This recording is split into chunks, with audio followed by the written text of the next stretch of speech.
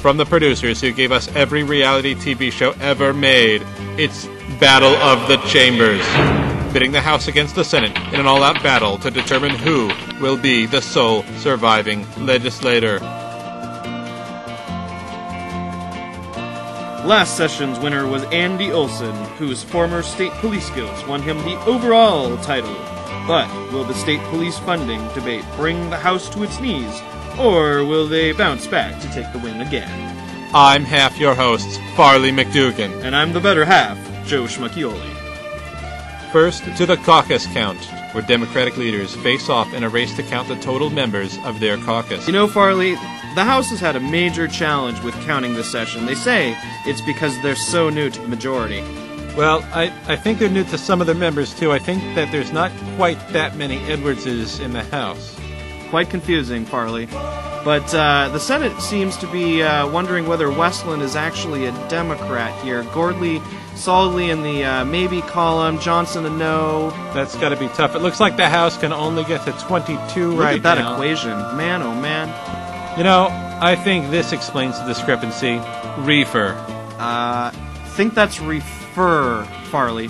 That makes more sense, Joe. Thank you. But it seems as though Courtney and Brown have decided that Westland is indeed a Democrat, so they're in agreement at 18. Now to the Thunderdome, where the object of the game is to beat your opponent into submission while remaining energy conscious. Does this have anything to do with cage fighting? I know that was a hot topic this session. It's related to cage fighting, but it uses tables instead of a cage. God, Avakian's really getting warmed up for this challenge. He looks pretty pumped. Well, here comes Dingfelder into the match, but she's got to get a handoff first from Merkley, and there it is. And she's jumping around, Avakian remaining cool and collected. Dingfelder goes for it. Oh! The lights are off! Dingfelder turned off the lights in an effort to conserve electricity. That's smart move. Oh, but she's down. The Mighty Mouse is down! Fighting in the dark turned out to be not a great idea. Well, there's Avakian off first. Oh, and it's a struggle. But gosh, she's after that beating. Still up! You cannot keep her down. She's like Shane from that old Western, Joe. I think next up is the ATV challenge, and here we have our contestants coming out of the building. Bursting out of the building, more like. Taking some bonus points for scaring a pedestrian. And Dingfelder still looks like she's in pain, but she's keeping up the battle. And they're running down to tag off. Avakian tags off Devlin. And looks like Dingfelder's heading for Anna, who seems to be sporting some Coke apparel. Devlin losing some time while he gets his safety gear on there. Struggling with that helmet, Jeff. Devlin getting his gear on. He's finally off. There he goes. Looks still having trouble with that child-size ATV. Not up to par. Not such a great plan for a race there.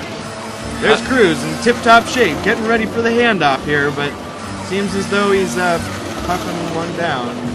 Using the extra time to puff down some nicotine, I wonder if that's going to affect his endurance in the next few challenges. The house building challenge, where contestants are given glue and popsicle sticks and tasked with building a replica of the house. And here comes Comp in to join her colleague. They tag off. They can start building anytime they like, but they look like they're taking their sweet easy. time. But here comes Cruz, fresh off another cigarette. He looks pretty exhausted, Joe. Refuses candy. Looks like Roblin trying to buy a few more friends with chocolate. Bayer and Cruz losing no time trying to build a house. It looks all right. They've got a little bit of a... That's a good start. It's like a little pedestal thingy. I think that they think they're done. But what's this? Looks like the other team has built quite... They built a large replica of the house, and Cruz and Bayer are not happy.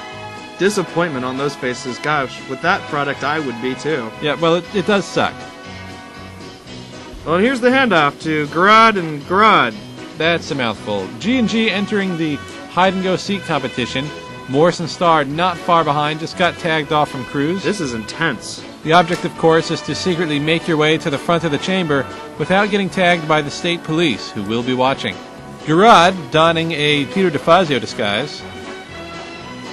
This doesn't seem to be a real challenge for the Republican caucus. Morris and Starr not being seen hardly at all. 2 Peter DeFazios. Let's see how the state police deal with that. It's like Groundhog Day all over again. And we're getting close. It's a struggle to the finish. Starr and Garad are... I can't tell what the hell's going on. I don't even know who these people are. I know. It's just like, all of a sudden, there's a whole bunch of people. But is it Garad or Garad? Well, whoever it is, he just tagged off Larry George in the conflict And corner. the other contestant is Kim Thatcher. The object of the conflict corner, of course, is to declare more conflicts of interest than your opponent. First. George has one. Oh, Thatcher there's has Kim. one. Oh, George tips. what was that? George hits Thatcher's button. Apparently he has a conflict with Thatcher. And it looks pretty close It's just here. a back and forth. They're staying neck and neck. George steals Thatcher's button and brings himself to victory That in was this challenge. just mean.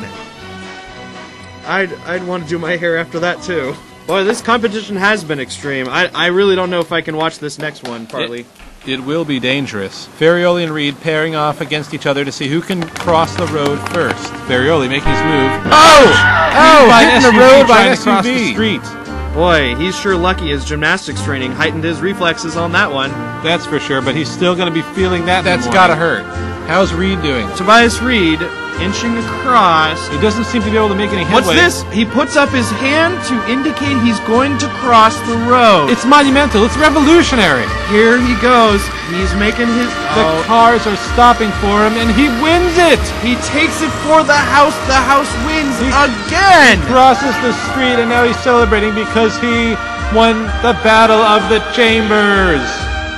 All those food fights in the house really paid off in this competition.